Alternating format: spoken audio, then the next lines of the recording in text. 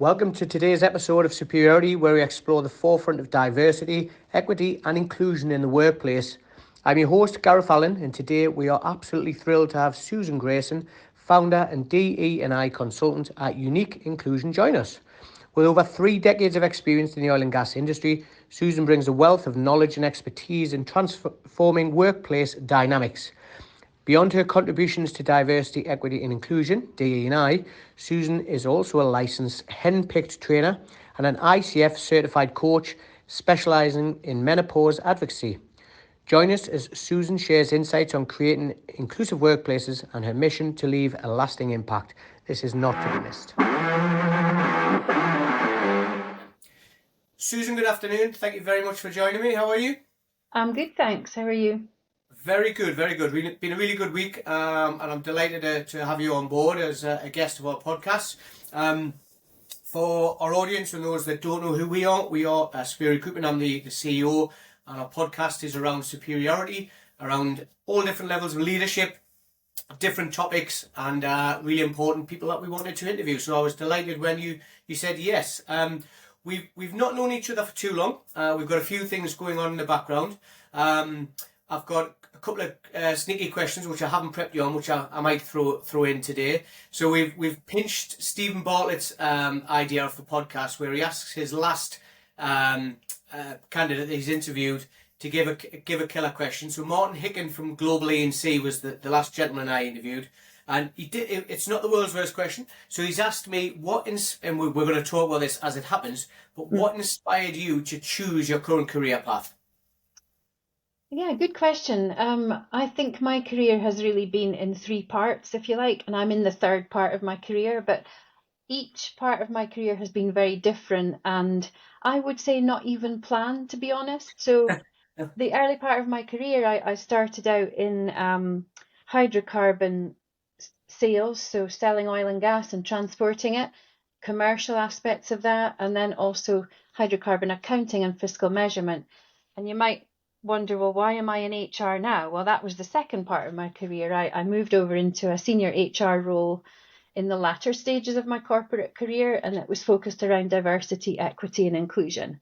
Okay. And then the 3rd stage that I found myself in now is running my own DE&I consultancy business, and that's focused on menopause, and that was largely because of the stage of life I'm at and the experiences that people are having in organizations.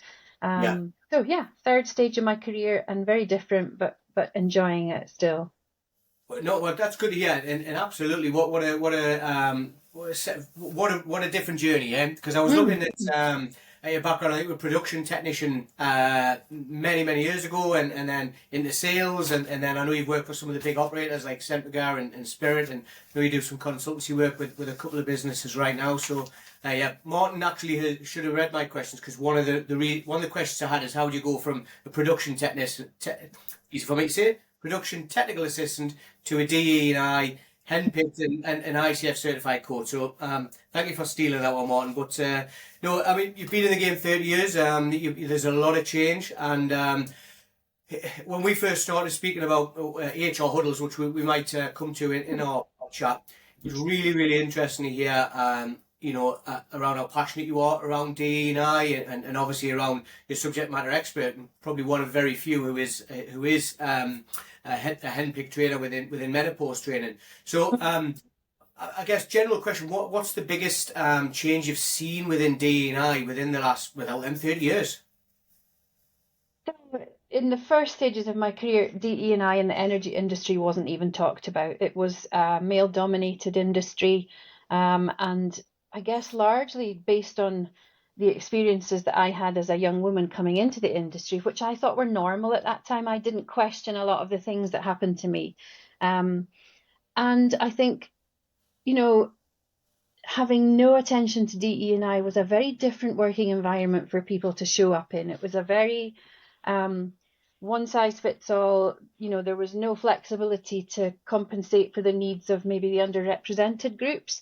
And it was probably a very white male dominated industry. And I think it's changing now. So that would be the biggest change that I've witnessed and been part of, I think, in the industry.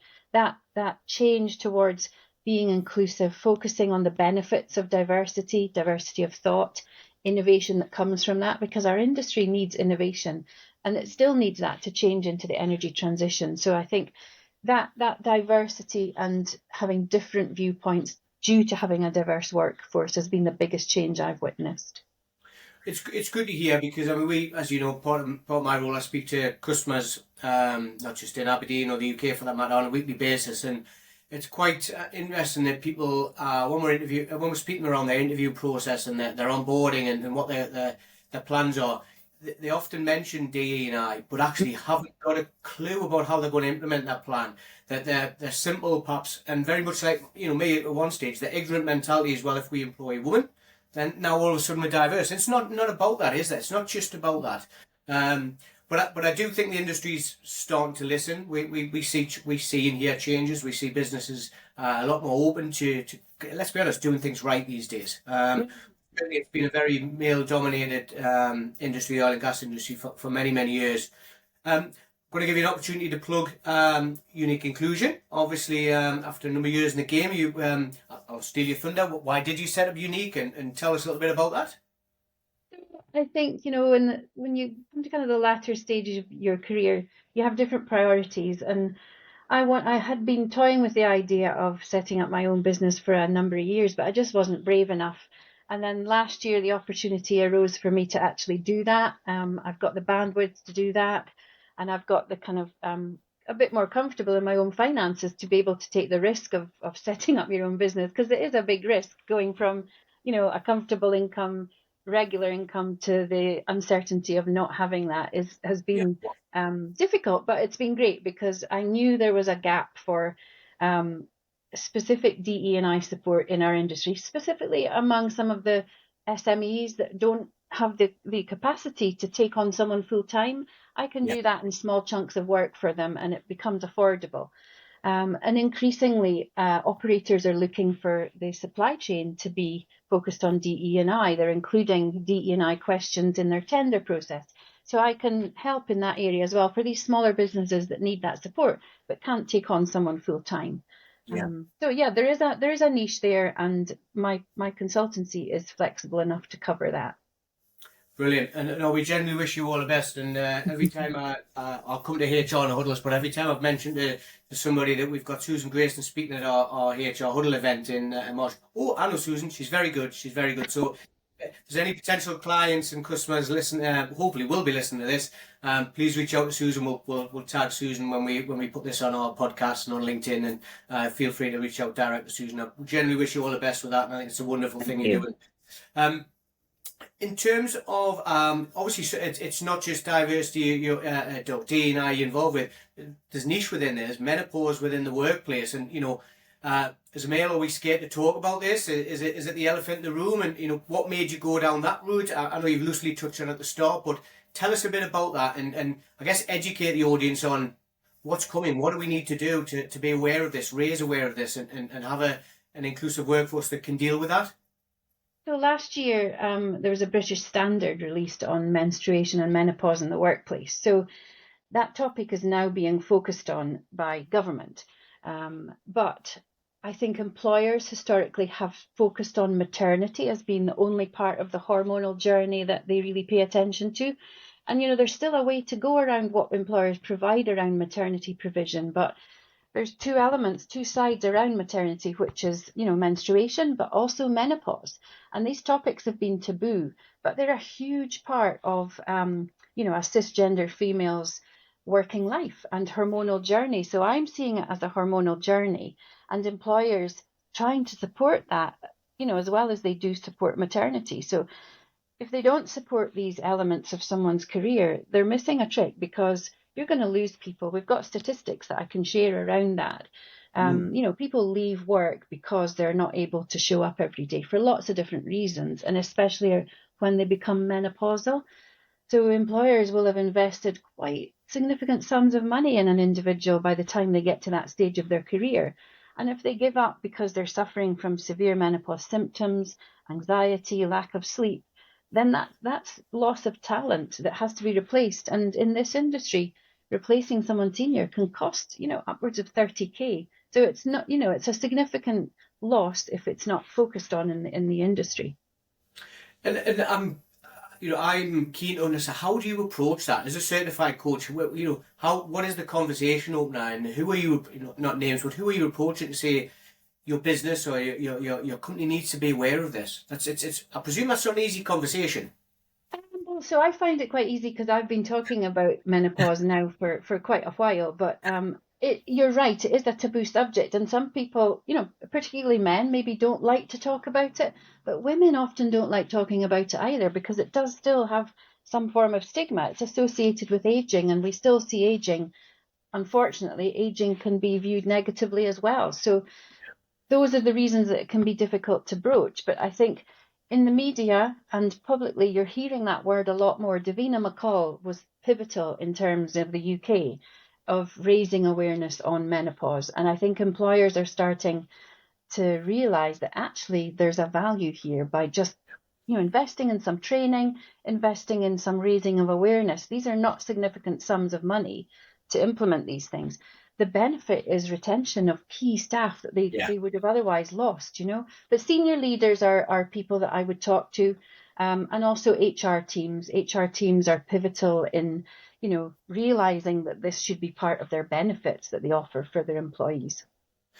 We've not had this as a question that we preempted to have a bit think about, but I know you've got stats about people leaving the industry or leaving their roles when their employer um, isn't as supportive, should we say, in this. Are you working with customers where you can, without naming them, of course, but you're seeing retention levels improve by having these awareness and I guess processes in place to support? Are you seeing that? So I haven't been working on this long enough to collect data, and it would be the employers that would collect that data. So it would be whether they would share that with me or not. But I would definitely be encouraging employers to use their data and the metrics around DE&I to, particularly employee engagement, and seeing whether that changes after this is, menopause training and support has been delivered. They could look at their retention figures as well. But personally, I don't have any specific data as yet, but I expect that will come with time. Yeah. No, will be interesting. Will be interesting when it comes out.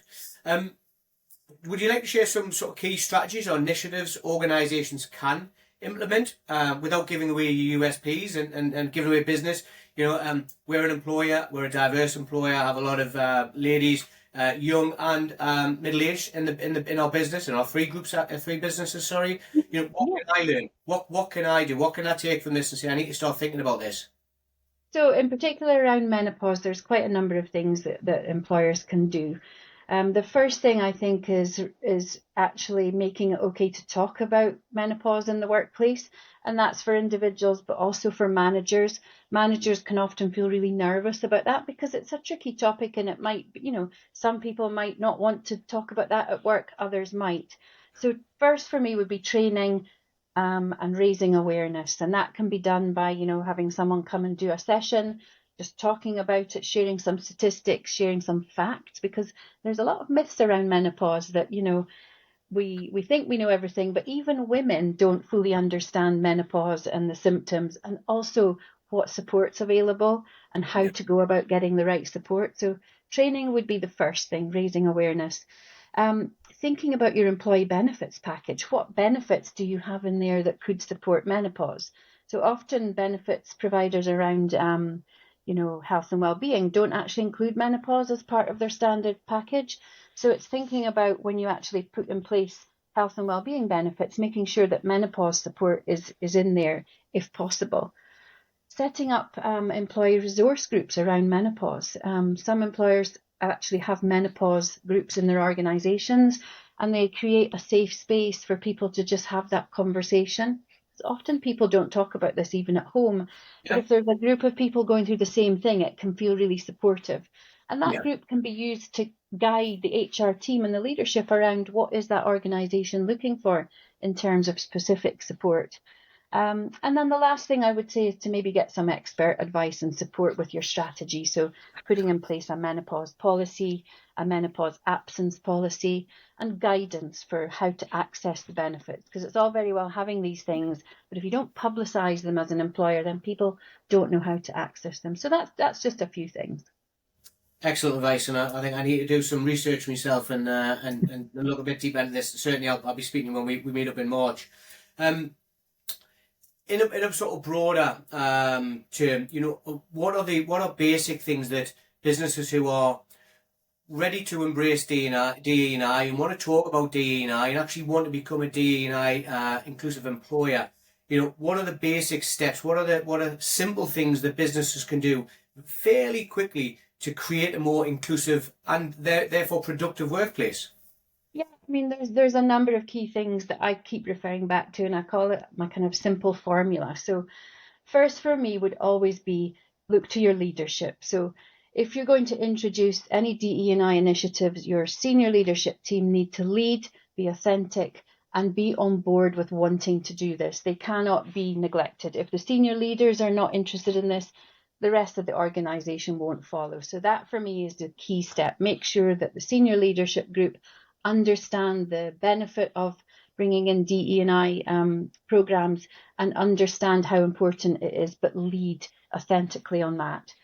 Second would be employer resource groups. Allow your employees to set up the groups that they feel they need. So that will depend on the demographic of your workplace and the workforce that you already have there. So meet the needs of the employees by allowing them to set up their own resource groups, but make sure that the HR team and the leadership support and sponsor those groups and use those employee resource groups as a sounding board for your senior leadership and your HR team to figure out what they need from their specific groups, because that is pivotal, giving the employees a voice. Okay. Then I would come to your HR team, make sure that they are engaged, knowledgeable, and understand the importance of having inclusive policies, processes, and procedures. The HR team are pivotal here around making sure that they create the space to shine an inclusion lens on all of their people processes.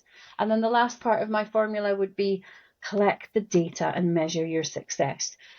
We're a very technical industry in the energy industry, so we love data. But if you have data around DE&I metrics, you can measure them, and then you can really focus where your attention needs to go. And then maybe what is not so much part of my formula is don't try and do everything at once. DE&I is a vast topic, and I see often employers trying to juggle lots of different initiatives with little success. Decide what's most important to your organisation and then focus your attention on that. Some excellent advice in there. Really, really good answer. So you touched on earlier that last year there was legislation came in as a business owner. Is there more legislation coming in? Is the things we need to be aware of on that horizon? So I would say the BSI standard that came in last year focuses on menopause and menstruation. So one of the things I'm doing, and also other organisations around menopause are beginning to focus on, is menstruation in the workplace. So I talked about the hormonal journey.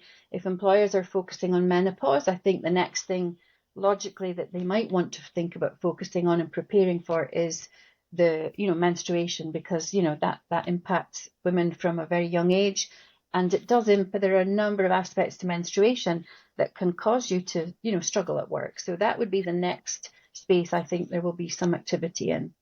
Okay.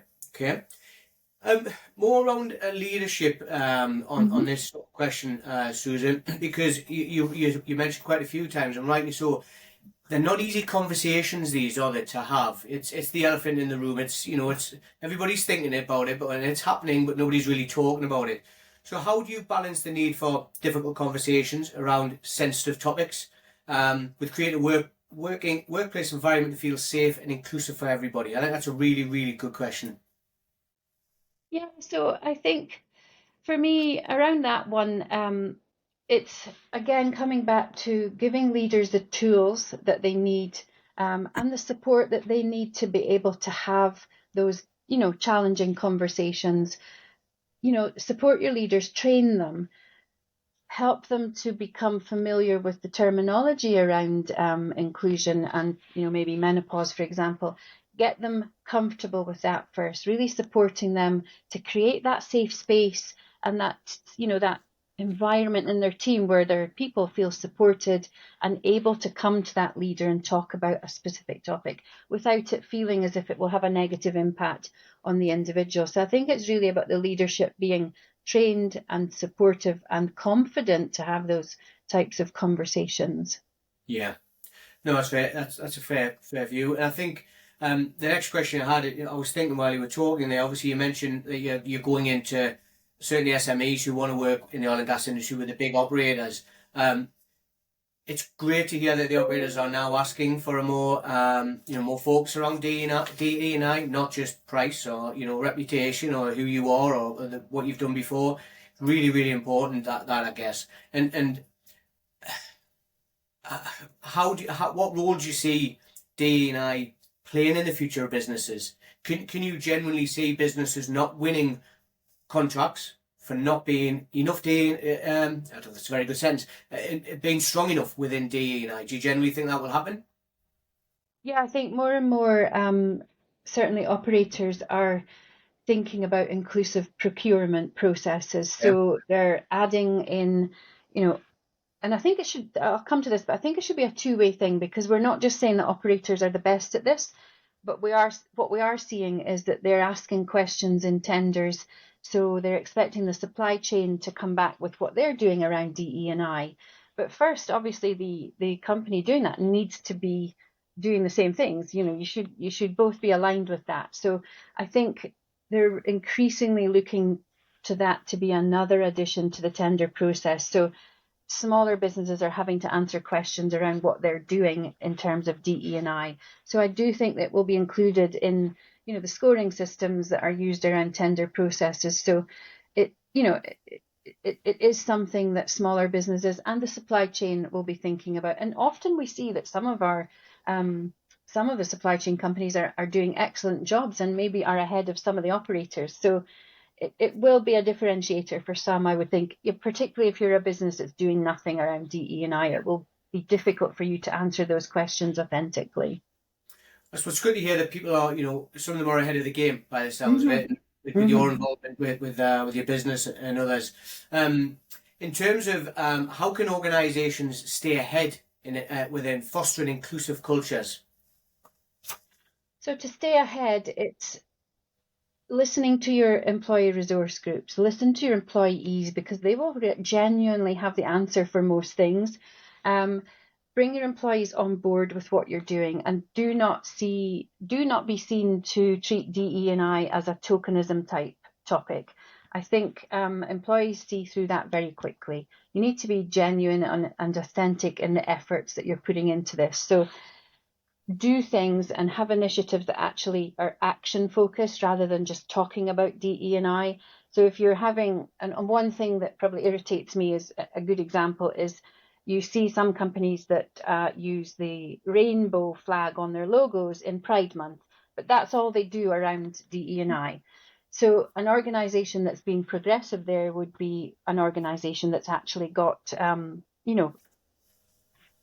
that's working on creating that inclusive environment around Mm. LGBTQ plus, and not just thinking about their logo. Not So just it's about having yeah, action that actually makes a difference and creates yeah, an inclusive environment.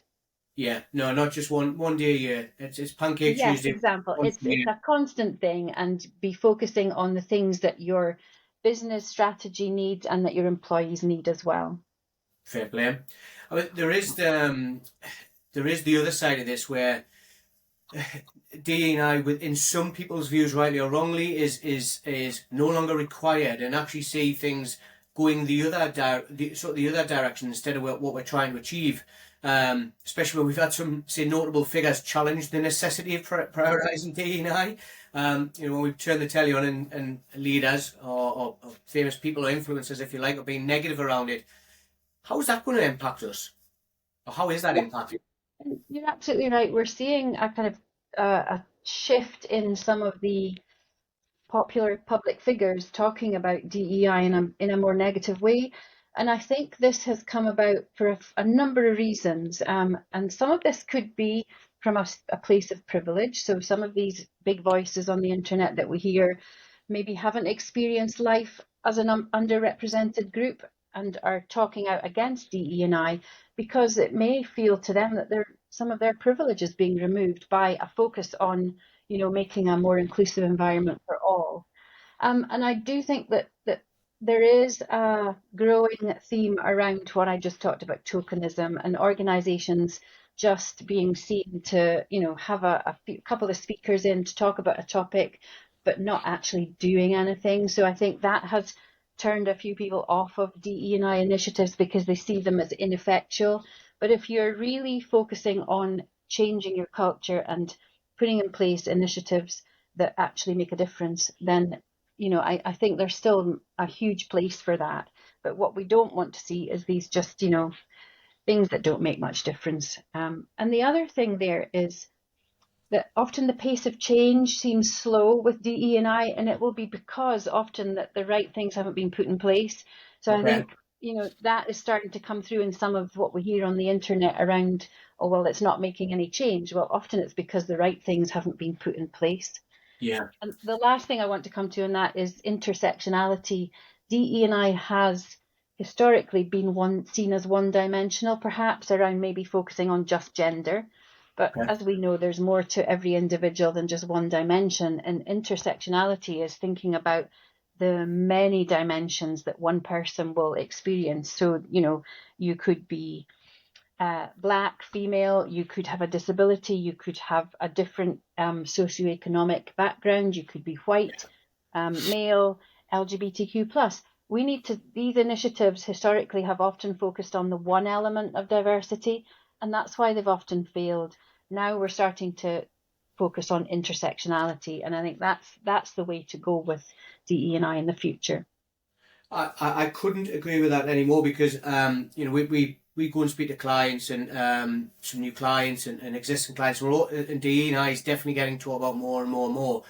But it's not a dig at anybody that says this to me. But when they're saying would like a diverse shortlist of candidates, okay, that's great.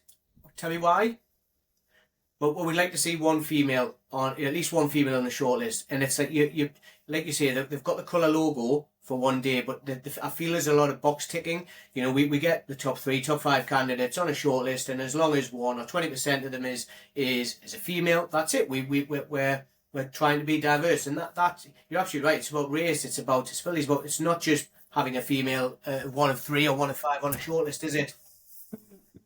And that's a good point you make about shortlists, because actually if you have research has told us that if you have one female out of 4 candidates, you're likely not to hire the female Oh on wow. balance. So it doesn't actually make a difference if you just include one female. But what I would add in there is one competent female. So Yeah. ideally, we want to see gender balanced shortlists of competent individuals. So, and the other thing that you as a recruiter will struggle with is how can you decide if your candidates are diverse, because you don't necessarily have their personal data Yeah. to make that decision, and we should never make assumptions. So it's a really difficult space to operate in, Yeah. trying to do the right thing and have diverse candidate shortlists, but it's also difficult to decide what you mean by diverse. Yeah, no, I've certainly learned to ask that question and say, okay, great. What's your definition of diversity, and actually Mm-hmm. why do you want that? Is this a box ticking process, or does your business generally have a DE&I plan and model that you want to roll out, and what does it look like? Because actually, when I'm screening candidates, or me and my team are screening candidates, that's something I want to really include into our screening process, because it's not what others are always doing. And if I'm as a father of an 8-year-old little girl who's in Beyonce's world, she's going to rule the world, and the way she goes on, I'm sure she will one day. I want her to have the same opportunities that an 8-year-old boy will have these days. That's what, and it should be. But she also has to recognise that if she's not the strongest and the right technically or academic skilled candidate, then she's not right for the job. Not because of what she is or who she is. And we see that every day. That stick a lady on a short list, and we'll have a look at that. No, it's got to be the right candidate for the right role, regardless of where they are, what they're from. No, I'm quite passionate about that, and I'll be honest. These last 6 months, which will come on HR Huddle, we've really started pushing this now, and it's fascinating to hear people's answers as to why. Why do you want that? But I think Because And another point there is it's all very well wanting to attract diverse candidates, but if you don't have an inclusive workplace or culture, they'll just leave or they won't join you, because candidates are becoming more and more smart about the companies they join. They're looking at not just a number on a paycheck every month. They're looking at, well, what is that environment like? How will it feel for me to work in that organization? So they will do more research to find out what that business is doing around things like inclusion before they make a decision. So I think candidates are very smart these days, and they're looking for those inclusive organizations. Yeah, I think that's a very fair point. And you know, we always screen our candidates pre-interview to actually interview the interviewer. You know, it's got to be a two-way process. But you got me thinking there about something there, and you know, perhaps not a technical answer. And again, I'm not trying to give away what you'll be trying to charge clients on. But you know, how does an employer assess how diverse they are? It's not just looking at who's on the payroll and saying 70% male, 30% female, or ethnic or other. What are the basic measurables that as an employer we should be looking at? So there are a number of metrics, and I think it all comes down to the personal data that employers collect. And you raise a really good point, because OEUK recently did a survey asking employers to share, you know, the diversity of their workforces, and it was very poorly responded to. But this was actually because many employers are not collecting enough personal data or diversity data. And, you know, in some countries and in some demographics, it's actually not legal to collect that data. But in the UK, there is data that you can collect, personal data, at the point of recruitment or at the point of onboarding, which will help you as an employer to understand the demographic of your workforce. And some employers have shied away from doing that, maybe because their HR system doesn't collect it or doesn't manage that very well. But if you can collect personal data around, you know, the protected characteristics, and it's legal to do so, then that data gives you the basis for analysing your workforce, and then you can see whether you're improving as you start to implement diverse or a diversity and inclusion strategy. You can see the changes in that data. But the other thing that you can do is, as part of your employee engagement survey includes some DE&I questions, and that will give you a metric that's measurable as well. So it's not just about the personal data, it's about how those people are feeling in the organisation and collecting that data as well. Interesting. We've touched on HR huddles, so probably useful to come on to that. So again, delighted that you're going to be speaking at our Aberdeen event on March 12th at OGV's Tap Room, and we'll obviously be covering some of the topics that we've spoke about today. One of the things we're trying to do, obviously, is build an HR community in the geographies we work in. So I'm super excited around that.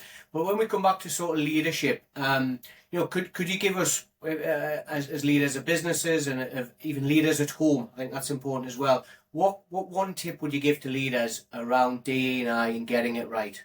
And that's not a preemptive question, so I'll put you right on the spot there, Susan. Okay. So I would say don't be afraid to be vulnerable, because nobody knows everything about DE&I.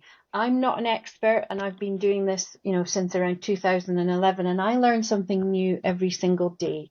So as a leader, don't pretend that you know it all, because you never will. Rely on, you know, external expertise. You know, there's lots of DE&I groups that are subject matter experts. Don't be afraid to reach out and ask for help. Say you don't know. And when you get things wrong, turn that around into a positive, because you're not going to always get it right. You might say something wrong, but if you authentically say, you know, I got that wrong, and that's been a learning experience for me, then I think that's the most powerful thing that any leader can do, is be authentic around their own, you know, vulnerability, and you're not going to know everything. Yeah, I think that's an excellent bit of advice. I really do. I've certainly learned a lot on this podcast already, Susan, which I knew I would. To conclude, I was going to ask, as we mentioned at the start of the call, I'd love you to give me a killer question, and I'm not going to tell you who my next guest is on the next podcast yet, but have you got a killer question or an interesting question or a curveball I can hit them with?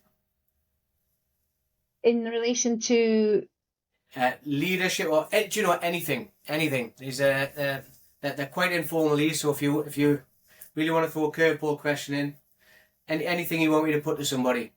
Oh, I think okay. Martin Hicken let you off quite lightly now looking back. I should have kept this for somebody else because you do have such an interesting background from production tech to then selling within hydrocarbons to doing what you're doing now. It's extraordinary changing in route and where you are now. And this would be for a leader, would it? Yes. Okay.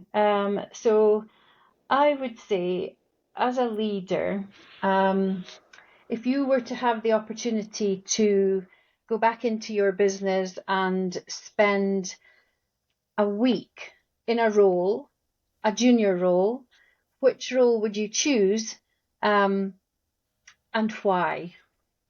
Have you been asked this before? That's a hell of a No, question. no, I haven't. No.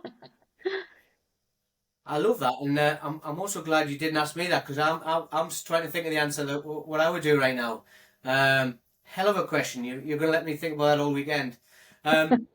No, honestly, Susan, it's been an education, which I knew it would be for me, and honestly, I'm super excited to meet up next month when we're up in Aberdeen, and we'll put your contact details for anybody who can take something from this or wants to reach out to you for advice and tips. And certainly, we work with a lot of SMEs, so I will certainly make sure that we plug you as soon as we can speak to people when they mention these topics and divert some business your way. Thoroughly enjoyed it, Susan. Thank you very much, and I hope you have an absolutely wonderful weekend. Thanks very much for your time. And thank you very much. I've enjoyed talking to you, and it's been a great opportunity. And I will share more kind of free advice and information at the HR Huddle event as well. Fantastic. Well, I can't wait to see you. Thank you very much for your time. All right. Thank you. Have a good one. Thank you. Thank you so much for joining us on today's episode. We hope you enjoyed listening to our story. Remember, our community is what makes this podcast thrive, so don't hesitate to reach out, whether it's sharing your thoughts on today's topic, suggesting future topics, or just saying hello. We'd love to hear from you. If you haven't already, be sure to subscribe to our podcast so you never miss an episode. And if you have a moment, leave us a review. It goes a long way in helping us grow. Thanks again for being part of our community. We'll catch you on the next episode.